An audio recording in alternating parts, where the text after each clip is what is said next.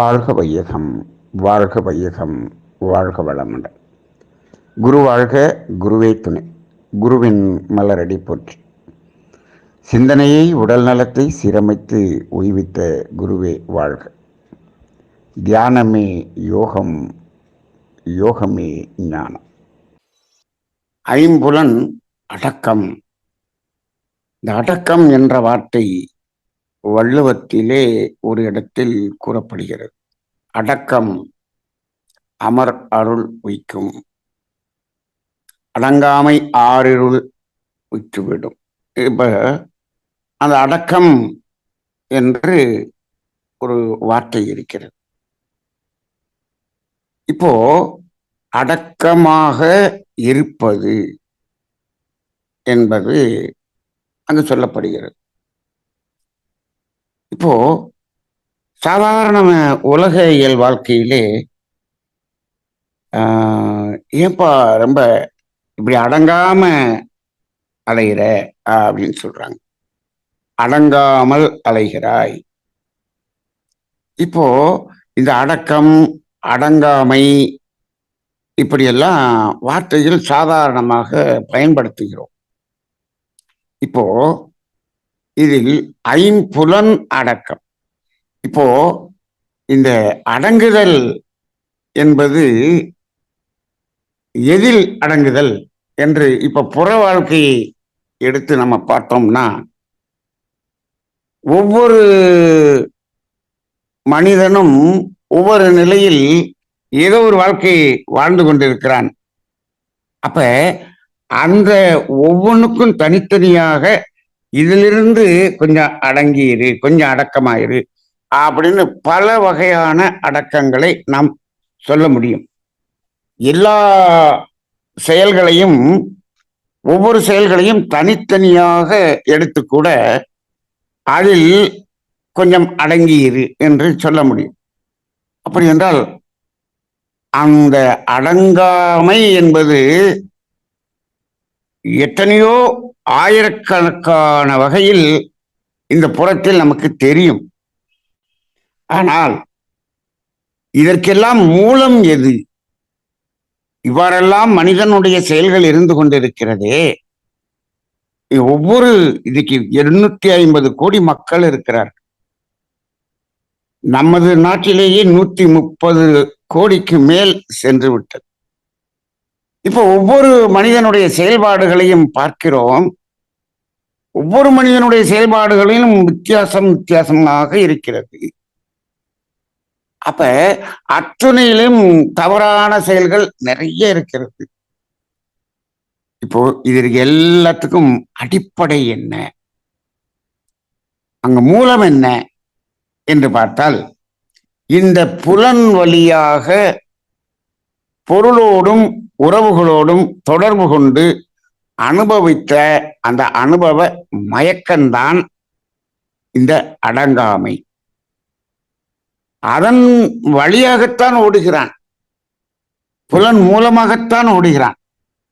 இன்னும் இந்த புலன் வழியாக இன்னும் அதை அதிகமாக அனுபவிக்க வேண்டும் என்று ஒரு மயக்கத்தில் ஓடுகின்றான்.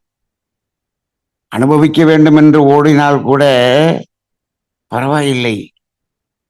இவன் வாழ்நாள் முழுவதும் அனுபவிப்பதற்கு, புலன் மூலமாக அனுபவிப்பதற்கான அத்தனை பொருள்களும் வைத்திருந்தாலும், 120 ஆண்டுகள் இருந்தால் கூட புலன் மூலமாக அனுபவிப்பதற்கு அவன் பொருள்களை சேர்த்து விட்டான் என்று வைத்துக் கொள்ளுங்கள். அதன் பிறகும் ஓடுகிறான், இன்னும் அதிகமாக தேடுகிறான். என்ன அப்படின்னு சொன்னோம்னா, இது எல்லாத்தையும் புலன் மூலமாக அனுபவிப்பதற்கு, அதாவது எதிர்காலத்தில் அனுபவிப்பதற்கு இப்பொழுது சேர்த்து வைக்கின்றார். இப்பொழுதெல்லாம் புலன் மூலமாக அனுபவிப்பதற்கு பொருள் தேடுதல் என்பது கூட குறைவாக இருக்கிறார்கள். அப்படி இருக்கக்கூடிய மனிதர்களும் இருக்கிறார்கள். ஆனால் அது எதிர்காலத்தில் அனுபவிப்பதற்காக தேடுதல் என்ற ஒரு நிலைக்கு வந்தவர்கள் தான் இன்று அதிகமாக துன்பத்தை கொடுக்கக்கூடியவர்களாக இருக்கிறார்கள் சமுதாயத்தில். இப்போ தனது பேரனுடைய புலன் வழியாக அனுபவிப்பதற்கு இப்பொழுதே அதை எடுத்து வைத்துக் கொள்வது எந்த அளவுக்கு உச்சத்தில் சென்று விட்டது இந்த மயக்கம் என்பது பாருங்கள். இது தொடங்கிய இடம் எது என்று சொன்னால், இந்த 5 புலன்கள் மூலமாக அனுபவித்த அந்த அனுபவம், அதாவது அந்த அனுபவத்திலே இவன் எப்படி தவறாக உணர்ந்து கொண்டான் என்றால், அதில் கிடைத்த அந்த அனுபவம் இந்த பொருள்களின் மூலமாகத்தான் கிடைத்தது. இந்த பொருள்கள் தான் அதை எனக்கு கொடுத்தது, இந்த உறவுகள் தான் அதை எனக்கு கொடுத்தது என்று ஒரு தவறான புரிதல். இந்த ஒரே ஒரு புரிதல் தான் மயக்கத்துக்கான காரணம். இன்னும் அந்த பொருள் வேண்டும், இன்னும் அந்த உறவு வேண்டும் என்று அதற்குள் சென்று கொண்டே இருக்கிறானே, தேவையை மீறி. அப்ப அதற்கு காரணம், முதலில் இவன் தேவைக்காக இந்த 5 புலன்கள் மூலமாக மனதால் தொடர்பு கொண்டான். அடுத்து அந்த அனுபவத்தில் கிடைத்த அந்த சுகம், அது இந்த பொருள்களாலும் உறவுகளாலும் கொடுக்கப்பட்டது என்று ஒரு மயக்கம் மனிதனுக்கு வந்துவிட்டது. பெறப்பட்டது என்று நினைக்கின்றார். இப்போ பெறப்பட்டது என்று எதுவுமே இல்லை, பெறுவதற்கு என்று எதுவுமே இல்லை. இது இயற்கையின் உண்மை. அப்ப அந்த உணர்வுகளில் பெற வேண்டியது என்று எந்த உணர்வும் கிடையாது. இந்த தத்துவம் எந்த ஆன்மீகத்திலும் போதிக்கப்படுகிறதா என்று கேட்டால் எனக்கு தெரிந்து இல்லை. ஆனால் வேதாத்திரியத்தில் அது தெளிவாக சொல்லப்பட்டிருக்கிறது. ஆனால் அதை தெளிவாக இப்பொழுது எந்த ஆசிரியரும் சொல்வது இல்லை. இப்பொழுது ஆன்மீக வேதாத்திரிய ஆசிரியர்களும் பெறுவதை பற்றியே பேசுகிறார்கள். பெறுவது என்ன? நீங்கள் பெறுவது பொருளாகத்தான் இருக்கும், உறவாகத்தான் இருக்கும். ஆனால் அதில் கிடைக்கக்கூடிய உணர்வு என்பது பெறக்கூடியதல்ல. அதிலிருந்து நாம் பெறவில்லை, அது நம்மிடம் இருக்கக்கூடியதைத்தான் உணர்கிறோம். இந்த ஒரு கருத்தை வேதாத்திரியத்தில் எந்த பாடத்திட்டத்திலும் எங்கும் தெளிவாக உணர்த்தவில்லை. இதை உணர்ந்து கொண்டால் அப்பொழுதுதான் ஐம்புலன்களிலிருந்து அடக்கம் தானாக நிகழும், அடங்கும். அப்ப இன்னைக்கு அடங்காம ஓடுறான் அப்படின்னா என்ன அப்படின்னு சொன்னோம்னா, பொருளை தேடி உறவை தேடி ஓடுவதுதான் அடங்காமை. அந்த அடங்காம ஓடும் போது என்ன ஆகுது? 10 பேர் ஓடுறான், 10 பேர் ஓடும் போது என்ன ஆகுது? போட்டி போடுறான், ஒருத்தன் அடிச்சுக்கிறான், ஒருத்தன் துன்பப்படுகிறான், இவனை வீழ்த்தி அவனை எடுத்துக்கிறான், அடுத்தவனுக்கு துன்பம் கொடுக்கறதுங்கிறது அங்கதான் ஆரம்பிச்சிச்சு. எல்லாமே எதன் அடிப்படையில் இருக்கிறது என்று சொன்னால், அந்த பொருளும் உறவுகளும் தான் இதை கொடுக்கிறது. அதை நாம் பெற்றுக்கொண்டிருக்கிறோம். இந்த பெறுகிறோம் என்ற ஒரு ஒரு ஒரு இயற்கைக்கு மாறான, நேரடியாக சொல்லணும்னா அது ஒரு பொய்யான உணர்வு. மனிதன் எதையும் எந்த உணர்வையும் பெறுவது என்பதே இல்லை. அதை நமக்குள்ளாக உணர்வது என்பதுதான் இருக்கிறதே தவிர பெறுவது என்று எதுவுமே இல்லை. சரி, அப்ப இதை உணரும் போது அங்க அடங்குதல் தானாக நிகழும். அப்ப மகரிஷி அவர்கள் இவ்வளவு விளக்கத்தையும் தெளிவாக கூறி அதில் அடங்குவதற்கு, அதை நாம் உணர்ந்து கொண்டு அதை ஏற்றுக்கொள்ளக்கூடிய அளவுக்கு வருவதற்கு தியானம் என்ற தவம் என்ற ஒன்றை கொடுத்திருக்கிறார். தவம் செய்யாமல் இதை சொன்னாலும் அது அங்கு மனிதர்களால் ஏற்றுக்கொள்ளப்பட மாட்டாது. இப்பொழுதெல்லாம் என்ன என்று சொன்னால், நல்ல செய்திகளை மக்களுக்கு சொல்லுகிறார்கள், ஆனால் பீட்டா அலையிலேயே சொல்லுகிறார்கள். அது அங்கு நிலைப்பதில்லை, அது ஏற்றுக்கொள்ளும் அளவுக்கு வருவதில்லை. இப்போ தவம் செய்து அதை உணரும் போது அங்குதான் அங்கு உணர்வாக ஏற்றுக்கொள்ளக்கூடிய அளவில் நிற்கிறது. அப்பதான் கன்ஃபர்மேஷனே ஆகுது. அப்ப அப்படி வரும் பொழுது அங்கு மனம் அந்த புலன்களிலிருந்து அது ஒரு விடுதலை பெற முடியும், அதிலிருந்து அடங்க முடியும். இதை விட்டு விட்டு இப்ப புலனை அடக்க வேண்டும் என்று நினைக்கின்றான். சரி, இதையுமே ஏன் அடக்க வேண்டும் என்று நினைக்கின்றான் என்று கேட்டால், இவனுக்கு என்ன தெரிகிறது என்று சொன்னால், இந்த புலன் வழியாக அதிகமாக போனதுனால துன்பம்னு ஒண்ணு வந்திருக்குது. இந்த துன்பம் தாங்க முடியல, அந்த துன்பத்திலிருந்து விலக வேண்டும் என்பதற்காக அதை அடக்குங்கிறான். இது ஏன் துன்பமாக வந்தது? புலன் வழியாக செல்வது துன்பமா? மனம் புலன் வழியாக செல்வது துன்பமா? இப்படி ஒரு கேள்வியை கேட்போம். புலன் வழியாக போனதுனாலதான் துன்பம், அப்ப புலனை அடக்கு அப்படின்னு சொன்னா அதுவும் இயற்கைக்கு முரணானது. மனம் புலன் வழியாக போக வேண்டுமா வேண்டாமா? இந்த புலன் எதற்கு உருவாகியது? மனம் எதற்கு உருவாகியது? நன்றாக பாருங்கள். இந்த பிரபஞ்ச பரிணாம தத்துவத்திலே எப்பொழுது புலன் என்று வந்ததோ அப்பொழுதுதான் மனம் என்று ஒன்று உருவாகியது. இயற்கை புலன் என்பதை உருவாக்கிய போதுதான் மனம் என்பதை உருவாக்கியது. இரண்டும் ஒரே நேரத்தில் உருவாக்கப்பட்டது. அப்படி என்றால் எதற்காக புலன், எதற்காக மனம்? மனம் புலன் வழியாக செயல்பட வேண்டும் என்பதற்காகத்தான் உருவாக்கப்பட்டது, அது சந்தேகமே இல்லை. அதுக்காக இப்ப புலன் வழியாக செல்வதை நிறுத்திடு அடக்கிடு அப்படின்னு இல்லை. இப்போ அந்த புலன் வழியாக மனம் செல்ல வேண்டும். எதற்காக செல்ல வேண்டும்? எதை உணர்வதற்காக செல்ல வேண்டும் என்று பார்த்தால், தன்னிடம் இருக்கக்கூடிய உணர்வுகளை உணர்வதற்காக. அதுக்கு என்ன பண்ணு? தன்னிடம் இருக்கக்கூடிய இன்பத்தை தானே உணர்வதற்காக புலன் வழியாக சென்று அந்த பொருள்களோடு தொடர்பு கொண்டு, உறவுகளோடு தொடர்பு கொண்டு இயற்கையின் துன்பமாகிய தேவைகளை நிறைவு செய்து கொள்வதற்கு அதன் வழியாக செல்ல வேண்டும். அப்படி அந்த துன்பம் நீங்கிய இடத்தில் என்ன உணர்கிறோம்? இன்பத்தை உணர்கிறோம்.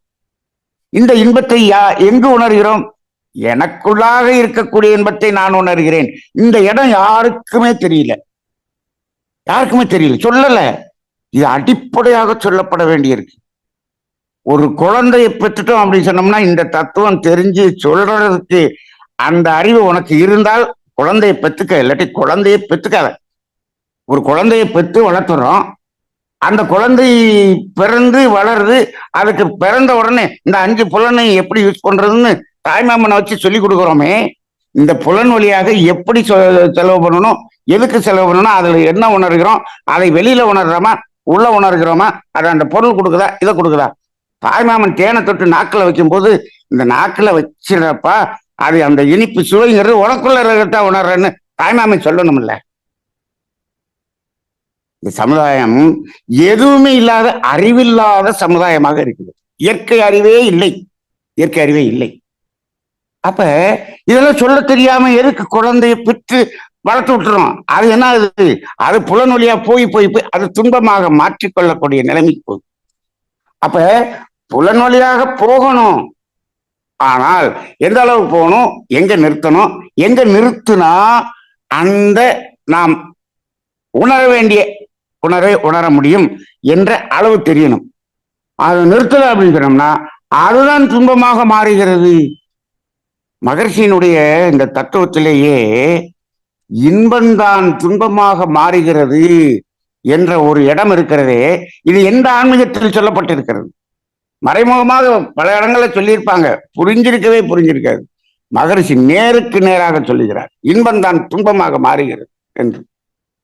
அப்ப இப்படிப்பட்ட நிலையில் அதற்கு அடுத்து பாருங்கள், இந்த புலன் வழியாக இயற்கையை ரசிக்கிறீர்கள் என்று வைத்துக் கொள்ளுங்கள். புலன் வழியாகத்தானே ரசிக்க முடியும். அது என்ன அல்ல, அங்கே துன்பமா மாறல, துன்பமா மாறாத அளவுக்கு அங்க அந்த புலனை பயன்படுத்துவது என்பதுதான் அடங்குதல். அப்ப அடக்குதல், அடக்கம் என்று சொன்ன உடனே முழுசா அதுல இருந்து நிறுத்திடு, இந்த மனசையே கொன்று மனமே இல்லாம பண்ணிரு, முடியவே முடியாது. மனம் அற்ற நிலை என்று சொல்லுகிறார்கள். அற்ற நிலை என்பதை எப்படி நாம எடுத்துக்கொள்ளலாம்னா, மனம் இல்லாத நிலை என்று எடுத்துக்கொள்ளக்கூடாது. மனம் புலன் மயக்கத்திலிருந்து விடுதலை பெறும், அதிலிருந்து விடுதலை பெறுவது, தேவை நிறைவு அடைந்தவுடன் அதிலிருந்து தனித்து நிற்பது, இதுதான் சொல்லணும். மனமே இல்லாம போகணும் அப்படின்னு சொன்னா ஒரே ஒரு இடத்தில் தான் மனம் இல்லாமல் போகும். அதற்கு யாராவது தயாராக இருந்தால் அதை செய்து கொள்ளுங்கள். அதை என்னவென்று நான் சொல்லிவிடுகிறேன். என்ன என்று சொன்ன மகரிஷி சொல்லியிருக்காங்க, இதை எப்ப மனம் இல்லாமல் போகும்? மனம் இருக்கிறதுனாலதான் எனக்கு இவ்வளவு பிரச்சனை, இவ்வளவு கவலை, மனசுல அவ்வளவு துன்பம், இவ்வளவு துன்பம், ரைட்? இதெல்லாம் இல்லாம போகணும், ரைட்டா? மனமே இல்லாம போச்சுன்னா இந்த துன்பமே இல்லையே, மனம் தானே இப்படி அலக்களிக்குது, ரைட்? மனம் என்பது எப்பொழுது இல்லாம போகும் என்று சொன்னால், நீ மரணித்து விட்டால் அங்கு மனம் இல்லை. உயிர் என்பது உடலில் இருக்கும் வரை அது மனமாக படற்கை எய்து கொண்டுதான் இருக்கும். அது உடலை விட்டு உயிர் பிரிந்து விட்டால் அந்த தனியா நிக்கிற உயிர் இருக்குதே, அந்த உயிர்ல மனம் கிடையாது. மனதை இல்லாம ஆக்கணும்னா நீ செத்து போகணும். இதுதான் உண்மை. இது எங்க மகரிஷி சொல்லியிருக்காரு? இப்படின்னு சொல்லியிருக்காரா? அவர் எப்படித்தான் எல்லாத்தையும் அந்த வார்த்தையை போட்டு அப்படியே தான் சொல்லணும்னா நமக்கு எங்க போச்சு சிந்தனை? நம்மளை சிந்தனையாளர் நம்ம நம்ம நம்ம சிந்திக்கிறதே இல்லையே. அவர் என்ன சொல்லி இருக்கிறார்? பீட்டா அலை, ஆல்பா அலை, தீட்டா அலை, டெல்டா அலைன்னு சொல்லிட்டாரு. டெல்டா அலையில என்ன சொல்லியிருக்காரு? 1:3 அப்படின்னு சொல்லியிருக்காரா? 1:3. ஏன் 1:3? 0:3 சொல்ல வேண்டியதானே? 1க்கு கீழே வந்தா 0ன்னு ஒண்ணு இருக்கு இல்லையா? ஏன் 0:3 சொல்லல? ஏன் 1:3 சொன்னாரு? அந்த 1ஓட நிறுத்தினாரு, 0க்கு போல. 0க்கு நீ எப்ப போகுதோ மனம், அப்ப நீ செத்து போயிருவ, மரணித்து விடுவாய். அந்த 0க்கு போனா மரணம், அங்க 0க்கு போறதில்ல. அப்ப அந்த துரியாதீதத்தினுடைய அந்த இறை உணர்வு நிலை கூட 1:3, அந்த 1ல தான் நிக்க சொல்றாரு. அங்கும் மனம் இருக்கிறது, ஒரு ஃப்ரீக்குவன்சியில மனம் இருக்கிறது. அப்ப அந்த நிலை வரைக்கும் போலாம்னு சொல்லி இருக்கிறாரு. அப்ப மனம் இல்லாமல் ஆக முடியாது. ஆனால் மனதை என்ன செய்யலாம் என்று சொன்னால், தேவையின் அளவில் நிறுத்தி கொண்டு மனதை தனித்த மனமாக நிறுத்திக்கொள். இந்த தனித்த மனமாக நிறுத்திக் கொள்வதற்குத்தான் ஆறாவது, அதுக்குதான் ஆறாவது அறிவு இல்லை. தனித்த மனமாக நிற்பதுதான் ஆறாவது அறிவு. தனித்த மனம் என்பதுதான் ஆறாவது அறிவு. அப்ப தனித்த மனம், நான் யார் என்பதில் நாம் உணர்கிறோம். நான் யார் என்பதை உணர்ந்து உணர்ந்து உணர்ந்து உள்ள போறோம். கடைசியாக நான் என்பது அறிவாகிய தெய்வம் என்று சொல்லுகிறோமே, உணர்கிறோமே, அதை உணர்வது அந்த தனித்த மனம்.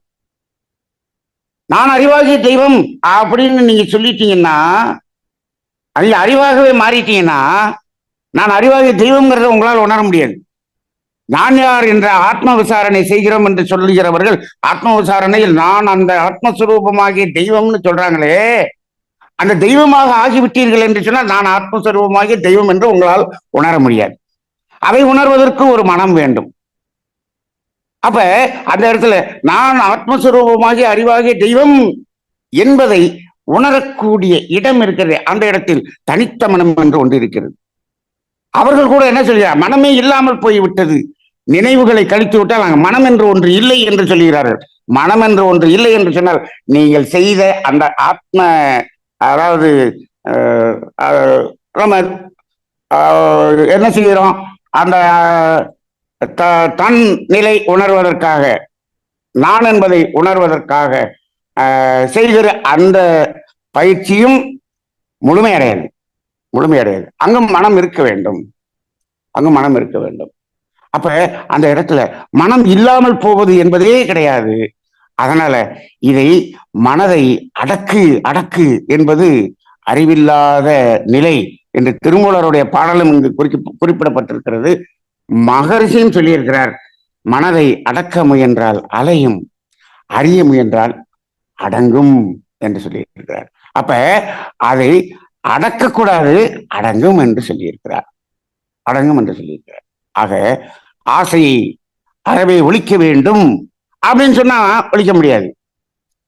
ஆசை அதுவாக ஒழிய வேண்டும், ஒழியணும். அது அது அதுவாக நடக்கணும். அப்ப என்ன பண்ணணும்? அந்த அறிதல் என்று வந்தால் போதும். அப்ப ஒவ்வொரு இடத்திலும் இந்த 5 புலன் அடக்கம் என்பது அது தானாக நிகழக்கூடிய ஒன்று. அதற்கு நமக்கு என்ன தேவை என்று சொன்னால், இந்த உண்மை புரிதலும், இயற்கையை பற்றிய, இயற்கையில் நமது அமைப்பில் என்ன நடக்கிறது என்பதை பற்றிய புரிதலும், அதில் நிலைக்கக்கூடிய மன அலைச்சூழலை குறைக்கக்கூடிய தியானமும் தான் அதற்கு உதவும். அது இல்லாமல் இதை அடக்குகிறோம் என்று எதை அடக்கினாலும் அடக்க முடியாது என்ற ஒரு சிந்தனையின் மூலமாக இன்றைய 5 அடக்கம் என்பதில் அது தானாக நிகழக்கூடிய ஒன்று என்ற ஒரு சிந்தனையை இன்று நாம் தெளிவாக புரிந்து கொள்வோம். வாழ்க வையகம், வாழ்க வையகம், வாழ்க வளமுடன்.